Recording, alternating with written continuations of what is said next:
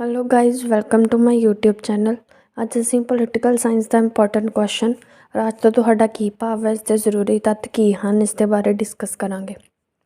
ਰਾਜਨੀਤੀ ਸ਼ਾਸਤਰ ਦਾ ਮੁੱਖ ਵਿਸ਼ਾ ਰਾਜ ਹੈ, ਪਰ ਰਾਜ ਦੀ ਵਰਤੋਂ ਕਈ ਰੂਪਾਂ ਵਿੱਚ ਕੀਤੀ ਜਾਂਦੀ ਹੈ।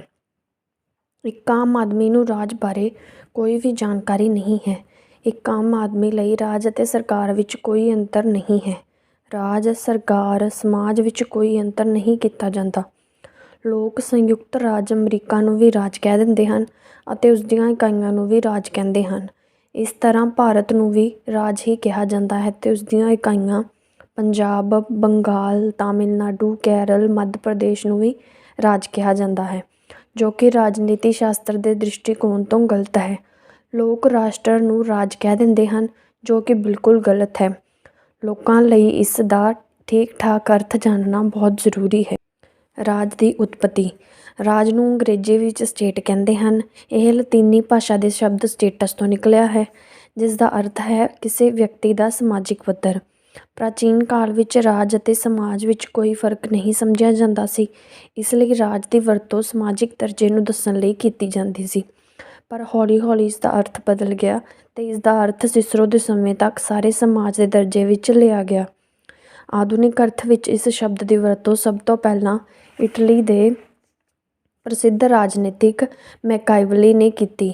ਉਸਨੇ ਰਾਜ ਸ਼ਬਦ ਦੀ ਵਰਤੋਂ ਰਾਸ਼ਟਰ ਰਾਜ ਲਈ ਕੀਤੀ। ਮੈਕਾਈਵਲੀ ਨੇ ਆਪਣੀ ਕਿਤਾਬ ਦ ਪ੍ਰਿੰਸ ਵਿੱਚ ਲਿਖਿਆ, ਇਹ ਸਭ ਸ਼ਕਤੀਆਂ ਜਿਨ੍ਹਾਂ ਨੂੰ ਲੋਕਾਂ ਉੱਤੇ ਅਧਿਕਾਰ ਸੀ ਅਤੇ ਰਾਜ ਹੁੰਦੇ ਹਨ ਅਤੇ ਉਹ ਰਾਜਤੰਤਰੀ ਜਾਂ ਗਣਤੰਤਰੀ ਹੁੰਦੇ ਹਨ।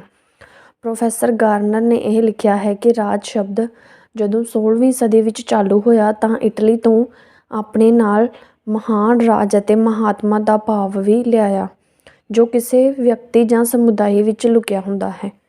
ਰਾਜ ਦੀ ਪਰਿਭਾਸ਼ਾ। ਮੈਕਾਈਵਰ ਦੇ ਵਿਚਾਰ ਅਨੁਸਾਰ ਇਹ ਹੈਰਾਨੀ ਦੀ ਗੱਲ ਹੈ ਕਿ ਰਾਜ ਜਿਹੇ ਸਪਸ਼ਟ ਸ਼ਬਦ ਦੀ ਪਰਿਭਾਸ਼ਾ ਵਿਦਵਾਨਾਂ ਨੇ ਵੱਖ-ਵੱਖ ਰੂਪ ਨਾਲ ਕੀਤੀ ਹੈ। ਗਾਰਨਰ ਦੀ ਰਾਏ ਅਨੁਸਾਰ ਰਾਜ ਦੀਆਂ ਓਨੀਆਂ ਹੀ ਪਰਿਭਾਸ਼ਾਵਾਂ ਹਨ ਜਿੰਨੇ ਇਸ ਦੇ ਵਿਸ਼ੇ ਅਤੇ ਲੇਖਕ ਹਨ। ਭਿੰਨ ਲੇਖਕਾਂ ਨੇ ਭਿੰਨ ਦ੍ਰਿਸ਼ਟੀਕੋਣਾਂ ਤੋਂ ਪਰਿਭਾਸ਼ਾਵਾਂ ਦਿੱਤੀਆਂ ਹਨ। ਕੁਝ ਲੇਖਕਾਂ ਨੇ ਸਰੋਤਾਂ ਦੇ ਆਧਾਰ 'ਤੇ, ਕੁਝ ਨੇ ਤੱਤਾਂ ਦੇ ਆਧਾਰ 'ਤੇ, ਕੁਝ ਨੇ ਰਾਜ ਦੀ ਉਤਪਤੀ ਦੇ ਆਧਾਰ 'ਤੇ, ਕੁਝ ਨੇ ਰਾਜ ਨੂੰ ਕਾਨੂੰਨੀ ਵਿਵਸਥਾ ਮੰਨ ਕੇ, ਕੁਝ ਨੇ ਸਮਾਜ ਤੇ ਰਾਜ ਵਿੱਚ ਅੰਤਰ ਮੰਨ ਕੇ ਅਤੇ ਕੁਝ ਲੇਖਕਾਂ ਨੇ ਰਾਜ ਦੇ ਉਦੇਸ਼ ਅਤੇ ਕੰਮ ਦੇ ਆਧਾਰ 'ਤੇ ਇਸ ਦੀ ਪਰਿਭਾਸ਼ਾ ਦਿੱਤੀ ਹੈ। ਮੁੱਖ ਰੂਪ ਨਾਲ ਰਾਜ ਦੀਆਂ ਹੁਣ ਤੱਕ ਜੋ ਪਰਿਭਾਸ਼ਾਵਾਂ ਕੀਤੀਆਂ ਗਈਆਂ ਹਨ, ਉਹਨਾਂ ਦਾ ਅਧਿਐਨ ਆਮ ਤੌਰ 'ਤੇ ਪ੍ਰਾਚੀਨ ਅਤੇ ਆਧੁਨਿਕ ਇਸ ਤਰ੍ਹਾਂ ਦੋ ਭਾਗਾਂ ਵਿੱਚ ਲਿਖ ਕੇ ਵੰਡਿਆ ਜਾ ਸਕਦਾ ਹੈ। ਪ੍ਰਾਚੀਨ ਵਿਚਾਰਕਾਂ ਅਨੁਸਾਰ ਪ੍ਰਾਚੀਨ ਵਿਗਿਆਨਿਕ ਮੁੱਖ ਤੌਰ 'ਤੇ ਰਾਜ ਦੇ ਦੋ ਲੱਛਣ ਮੰਨਦੇ ਹਨ। ਪਹਿਲਾ, ਰਾਜ ਵਿਅਕਤੀ ਦਾ ਸਮੁਦਾਇ ਹੈ। ਦੂਜਾ, ਰਾਜ ਵਿਅਕਤੀਆਂ ਦੇ ਮੁੱਖ ਸੁੱਖ ਅਤੇ ਲਾਭ ਲਈ ਬਣਾਇਆ ਗਿਆ ਹੈ। ਅਰਸਤੂ ਅਨੁਸਾਰ ਰਾਜ ਪਰਿਵਾਰਾਂ ਤੇ ਪਿੰਡਾਂ ਦਾ ਇੱਕ ਸੰਘ ਹੁੰਦਾ ਹੈ, ਜਿਸ ਦਾ ਉਦੇਸ਼ ਇੱਕ ਪੂਰਨ ਤੇ ਆਤਮ ਨਿਰਭਰ ਜੀਵਨ ਦੀ ਸਥਾਪਨਾ ਹੈ, ਜਿਸ ਤੋਂ ਸਾਡਾ ਭਾਵ ਹੈ ਸੁਖੀ ਤੇ ਆਦਰਪੂਰਨ ਜੀਵਨ। ਅਰਸਤੂ ਦੁਆਰਾ ਦਿੱਤੀ ਇਹ ਪਰਿਭਾਸ਼ਾ ਅੱਜ ਕੱਲ੍ਹ ਵਰਤੀ ਨਹੀਂ ਜਾ ਸਕਦੀ, ਕਿਉਂਕਿ ਅਰਸਤੂ ਨੇ ਰਾਜ ਅਤੇ ਸਮਾਜ ਵਿੱਚ ਕੋਈ ਅੰਤਰ ਨਹੀਂ ਮੰਨਿਆ। ਸਿਸਰੋ ਅਨੁਸਾਰ ਰਾਜ ਅਜਿਹਾ ਬਹੁਗਿਣਤੀ ਸਮੁਦਾਇ ਹੈ ਜੋ ਅਧਿਕਾਰਾਂ ਦੀ ਸਮਾਨ ਭਾਵਨਾ ਤੇ ਲਾਭ ਉਠਾਉਣ ਵਿੱਚ ਆਪਸੀ ਸਹਾਇਤਾ ਦੁਆਰਾ ਜੁੜਿਆ। ਆਧੁਨਿਕ ਵਿਚਾਰਕਾਂ ਅਨੁਸਾਰ ਆਧੁਨਿਕ ਵਿਦਵਾਨਾਂ ਨੇ ਇਸ ਗੱਲ 'ਤੇ ਜ਼ੋਰ ਦਿੱਤਾ ਹੈ ਕਿ ਰਾਜ ਦੇ ਨਿਰਮਾਣ ਲਈ ਵਿਅਕਤੀਆਂ ਦਾ ਚੰਗੀ ਤਰ੍ਹਾਂ ਸੰਗਠਿਤ ਹੋਣਾ ਜ਼ਰੂਰੀ ਹੈ। ਸੰਗਠਿਤ ਜੀਵਨ ਬਿਤਾਉਣ ਲਈ ਵਿਅਕਤੀਆਂ ਦਾ ਇੱਕ ਨਿਸ਼ਚਿਤ ਖੇਤਰ ਵਿੱਚ ਰਹਿਣਾ ਜ਼ਰੂਰੀ ਹੁੰਦਾ ਹੈ। ਇਹਨਾਂ ਵਿਅਕਤੀਆਂ ਅੰਦਰ ਸ਼ਾਂਤੀ ਅਤੇ ਵਿਵਸਥਾ ਬਣਾਈ ਰੱਖਣ ਲਈ ਸੱਤਾ ਵੀ ਚਾਹੀਦੀ ਹੈ।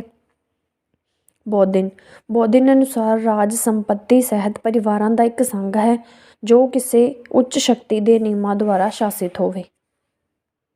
ਬਲੰਟਸ਼ਲੀ ਅਨੁਸਾਰ ਧਰਤੀ ਦੇ ਕਿਸੇ ਨਿਸ਼ਚਿਤ ਹਿੱਸੇ ਉੱਤੇ ਵਧੀ ਹੋਈ ਜਨਤਾ ਦਾ ਰਾਜਨੀਤਿਕ ਸੰਗਠਨ ਰਾਜ ਕਹਾਉਂਦਾ ਹੈ। ਰਾਜ ਦੇ ਤੱਤ। ਰਾਜ ਦੀਆਂ ਭਿੰਨ ਪਰਿਭਾਸ਼ਾਵਾਂ ਦੇ ਆਧਾਰ ਉੱਤੇ ਅਸੀਂ ਕਹਿ ਸਕਦੇ ਹਾਂ ਕਿ ਰਾਜ ਇੱਕ ਨਿਸ਼ਚਿਤ ਭੂਮੀ ਉੱਤੇ ਰਹਿਣ ਵਾਲਾ ਇੱਕ ਸੰਗਠਿਤ ਸਰਕਾਰ ਦੇ ਅਧੀਨ ਤੇ ਪੂਰਨ ਪ੍ਰਭੂ ਸੰਪੰਨ ਲੋਕਾਂ ਦਾ ਸਮੂਹ ਹੈ। ਰਾਜ ਦੀ ਇਹ ਪਰਿਭਾਸ਼ਾ ਰਾਜ ਦੇ ਚਾਰੇ ਤੱਤਾਂ ਦੇ ਆਧਾਰ ਉੱਤੇ ਕੀਤੀ ਜਾਂਦੀ ਹੈ। ਆਬਾਦੀ, ਭੂਮੀ, ਸਰਕਾਰ ਤੇ ਪ੍ਰਭੂ ਸ਼ਕਤੀ। ਇਹ ਠੀਕ ਹੈ ਕਿ ਭਿੰਨ-ਭਿੰਨ ਲੇਖਕਾਂ ਨੇ ਭਿੰਨ-ਭਿੰਨ ਤੱਤਾਂ 'ਤੇ ਜ਼ੋਰ ਦਿੱਤਾ ਹੈ। ਕਿਸੇ ਨੇ ਆਬਾਦੀ, ਸਰਕਾਰ ਤੇ ਪ੍ਰਭੂ ਸ਼ਕਤੀ 'ਤੇ ਜ਼ੋਰ ਦਿੱਤਾ ਹੈ ਤੇ ਕਿਸੇ ਨੇ ਆਬਾਦੀ, ਭੂਮੀ, ਸਰਕਾਰ ਉੱਤੇ। ਡਾਕਟਰ ਗਾਰਨਰ ਅਨੁਸਾਰ ਰਾਜ ਦੇ 4 ਤੱਤ ਹਨ: ਮਨੁੱਖਾਂ ਦਾ ਇੱਕ ਸਮੁਦਾਇ, ਇੱਕ ਪ੍ਰਦੇਸ਼ ਜਿਸ ਵਿੱਚ ਉਹ ਸਥਾਈ ਰੂਪ ਨਾਲ ਰਹਿੰਦੇ ਹੋਣ, ਅੰਦਰਲੀ ਅਤੇ ਬਾਹਰਲੀ ਪ੍ਰਭੂਸੱਤਾ, ਰਾਜਨੀਤਿਕ ਸੰਗਠਨ। ਗੈਟਲ ਨੇ ਵੀ ਰਾਜ ਦੇ 4 ਤੱਤ ਦੱਸੇ ਹਨ: ਆਬਾਦੀ, ਨਿਸ਼ਚਿਤ ਭੂਮੀ, ਸਰਕਾਰ ਤੇ ਪ੍ਰਭੂ ਸ਼ਕਤੀ। ਆਬਾਦੀ। ਰਾਜ ਦਾ ਮੁੱਖ ਤੱਤ ਆਬਾਦੀ ਹੈ। ਰਾਜ ਪਸ਼ੂ ਪੰਛੀਆਂ ਦਾ ਸਮੂਹ ਨਹੀਂ ਹੈ, ਉਹ ਮਨੁੱਖਾਂ ਦੀ ਇੱਕ ਨਿਸ਼ਚਿਤ ਰਾਜਨੀਤਿਕ ਸੰਸਥਾ ਹੈ। ਬਿਨਾਂ ਆਬਾਦੀ ਦੇ ਰਾਜ ਦੀ ਸਥਾਪਨਾ ਦੀ ਤਾਂ ਦੂਰ ਦੀ ਕਲਪਨਾ ਵੀ ਨਹੀਂ ਕੀਤੀ ਜਾ ਸਕਦੀ। ਜਿਸ ਤਰ੍ਹਾਂ ਬਿਨਾਂ ਪਤੀ ਪਤਨੀ ਦੇ ਪਰਿਵਾਰ, ਮਿੱਟੀ ਦੇ ਬਿਨਾਂ ਘੜਾ ਤੇ ਸੂਤ ਦੇ ਬਿਨਾਂ ਕੱਪੜਾ ਨਹੀਂ ਬਣ ਸਕਦਾ, ਉਸੇ ਤਰ੍ਹਾਂ ਬਿਨਾਂ ਆਦਮੀਆਂ ਦੇ ਸਮੂਹ ਦੇ ਰਾਜ ਦੀ ਕਲਪਨਾ ਵੀ ਨਹੀਂ ਕੀਤੀ ਜਾ ਸਕਦੀ। ਰਾਜ ਵਿੱਚ ਕਿੰਨੀ ਆਬਾਦੀ ਹੋਣੀ ਚਾਹੀਦੀ ਹੈ, ਇਸ ਵਾਸਤੇ ਕੋਈ ਨਿਸ਼ਚਿਤ ਨਿਯਮ ਨਹੀਂ ਹੈ, ਪਰ ਰਾਜ ਵਾਸਤੇ ਕਾਫੀ ਆਬਾਦੀ ਹੋਣੀ ਚਾਹੀਦੀ ਹੈ। 10-20 ਆਦਮੀ ਰਾਜ ਨਹੀਂ ਬਣਾ ਸਕਦੇ। ਰਾਜ ਦੀ ਆਬਾਦੀ ਕਿੰਨੀ ਹੋਵੇ, ਇਸ ਸੰਬੰਧ ਵਿੱਚ ਵਿਦਵਾਨਾਂ ਨੇ ਮਤਭੇਦ ਕੀਤੇ। ਪਲੇਟੋ ਅਨੁਸਾਰ ਇੱਕ ਆਦਰਸ਼ ਰਾਜ ਦੀ ਆਬਾਦੀ 5040 ਹੋਣੀ ਚਾਹੀਦੀ ਹੈ। ਅਰਸਤੂ ਅਨੁਸਾਰ ਆਬਾਦੀ ਇੰਨੀ ਘੱਟ ਨਹੀਂ ਹੋਣੀ ਚਾਹੀਦੀ ਕਿ ਰਾਜ ਆਤਮ ਨਿਰਭਰ ਨਾ ਬਣ ਸਕੇ, ਇੰਨੀ ਜ਼ਿਆਦਾ ਵੀ ਨਹੀਂ ਹੋਣੀ ਚਾਹੀਦੀ ਕਿ ਚੰਗੀ ਤਰ੍ਹਾਂ ਸ਼ਾਸਨ ਨਾ ਹੋ ਸਕੇ। ਦੂਜੇ ਸ਼ਬਦਾਂ ਵਿੱਚ ਅਰਸਤੂ ਅਨੁਸਾਰ ਰਾਜ ਦੀ ਆਬਾਦੀ 50-60 ਨਹੀਂ ਹੋਣੀ ਚਾਹੀਦੀ, ਇੰਨੀ ਥੋੜ੍ਹੀ ਆਬਾਦੀ ਨਾਲ ਰਾਜ ਆਤਮ ਨਿਰਭਰ ਨਹੀਂ ਹੋ ਸਕਦਾ। ਨਾ ਹੀ 10 ਲੱਖ ਹੋਣੀ ਚਾਹੀਦੀ ਹੈ, ਕਿਉਂਕਿ ਇੰਨੀ ਵੱਡੀ ਗਿਣਤੀ ਨੂੰ ਕੰਟਰੋਲ ਕਰਨਾ ਬਹੁਤ ਮੁਸ਼ਕਿਲ ਹੋ ਜਾਂਦਾ ਹੈ। ਨਿਸ਼ਚਿਤ ਭੂਮੀ। ਜਿਸ ਤਰ੍ਹਾਂ ਰਾਜ ਦੇ ਵਾਸਤੇ ਆਬਾਦੀ ਦਾ ਹੋਣਾ ਜ਼ਰੂਰੀ ਹੈ, ਉਸੇ ਤਰ੍ਹਾਂ ਨਿਸ਼ਚਿਤ ਭੂਮੀ ਦਾ ਹੋਣਾ। ਪਰ ਕਈ ਪ੍ਰਕਾਰ ਦੇ ਲੇਖਕਾਂ ਨੇ ਇਸ ਨੂੰ ਲਾਜ਼ਮੀ ਤੱਤ ਨਹੀਂ ਮੰਨਿਆ। ਸੀਲੇ, ਵਿਲੋਬੀ ਤੇ ਡਿਊਗੀ ਨੇ ਨਿਸ਼ਚਿਤ ਭੂਮੀ ਨੂੰ ਰਾਜ ਦੇ ਜ਼ਰੂਰੀ ਤੱਤ ਨਹੀਂ ਮੰਨਿਆ।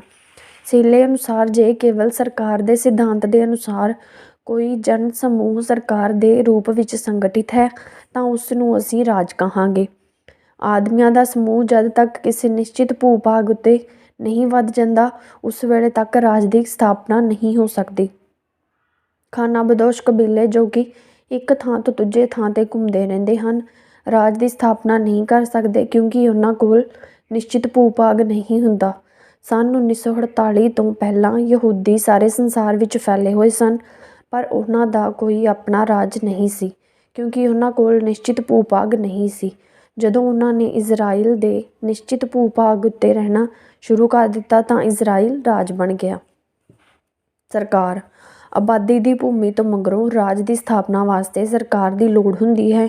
ਕਿਸੇ ਨਿਸ਼ਚਿਤ ਇਲਾਕੇ ਉੱਤੇ ਬਣਿਆ ਆਦਮੀਆਂ ਦਾ ਸਮੁਦਾਇ ਉਸ ਵੇਲੇ ਤੱਕ ਰਾਜ ਨਹੀਂ ਕਿਹਾ ਜਾ ਸਕਦਾ ਜਦ ਤੱਕ ਉਹ ਲਾਜ਼ਮੀ ਦ੍ਰਿਸ਼ਟੀ ਤੋਂ ਸੰਗਠਿਤ ਨਾ ਹੋਵੇ। ਸਰਕਾਰ ਹੀ ਇੱਕ ਅਜਿਹਾ ਸੰਗਠਨ ਹੈ। ਸਰਕਾਰ ਉਹ ਸੰਸਥਾ ਹੈ ਜਿਸ ਰਾਹੀਂ ਰਾਜ ਦੀ ਇੱਛਾ ਪ੍ਰਗਟ ਹੁੰਦੀ ਹੈ, ਅਸਲ ਵਿੱਚ ਲਿਆਂਦੀ ਜਾਂਦੀ ਹੈ। ਸਰਕਾਰ ਦੇ ਬਿਨਾਂ ਜਨ ਸਮੂਹ ਸੰਗਠਿਤ ਨਹੀਂ ਹੋ ਸਕਦਾ। ਸਰਕਾਰਾਂ ਦੁਆਰਾ ਹੀ ਲੋਕਾਂ ਦੇ ਆਪਸੀ ਸੰਬੰਧਾਂ ਨੂੰ ਨਿਯਮਿਤ ਬਣਾਇਆ ਜਾ ਸਕਦਾ ਹੈ। ਪ੍ਰਭੂਸੱਤਾ। ਪ੍ਰਭੂਸੱਤਾ ਰਾਜ ਵਾਸਤੇ ਚੌਥਾ ਜ਼ਰੂਰੀ ਤੱਤ ਹੈ।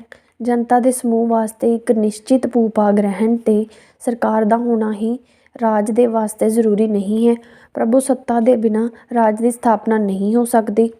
ਪ੍ਰਭੂ ਸ਼ਕਤੀ ਨੂੰ ਅੰਗਰੇਜ਼ੀ ਵਿੱਚ ਸੋਵਰੇਗਿਟੀ ਕਹਿੰਦੇ ਹਨ, ਜੋ ਕਿ ਲਾਤੀਨੀ ਭਾਸ਼ਾ ਦੇ ਸ਼ਬਦ ਸੁਪਰੇਨਸ ਤੋਂ ਨਿਕਲਿਆ ਹੈ, ਜਿਸ ਦਾ ਅਰਥ ਹੈ ਸਰਵ ਉੱਚ। ਇਸ ਤਰ੍ਹਾਂ ਪ੍ਰਭੂਸੱਤਾ ਦਾ ਅਰਥ ਸਰਵ ਉੱਚ ਸ਼ਕਤੀ ਹੈ। ਰਾਜ ਕੋਲ ਸਰਵ ਉੱਚ ਅਧਿਕਾਰ ਹੁੰਦੇ ਹਨ, ਜਿਸ ਦੇ ਖਿਲਾਫ ਕੋਈ ਵੀ ਆਵਾਜ਼ ਨਹੀਂ ਉਠਾ ਸਕਦਾ। ਪ੍ਰਭੂਸੱਤਾ ਦੇ ਕਾਰਨ ਹੀ ਰਾਜ ਦਾ ਆਪਣੇ ਸਾਰੇ ਨਾਗਰਿਕਾਂ ਤੇ ਉਹਨਾਂ ਦੀਆਂ ਸੰਸਥਾਵਾਂ ਉੱਤੇ ਉਸਦਾ ਪੂਰਾ ਕੰਟਰੋਲ ਹੁੰਦਾ ਹੈ ਤੇ ਭੂ-ਭਾਗ ਤੋਂ ਬਾਹਰ ਦੀ ਕਿਸੇ ਵੀ ਸ਼ਕਤੀ ਦੇ ਅਧੀਨ ਨਹੀਂ ਰਹਿੰਦਾ।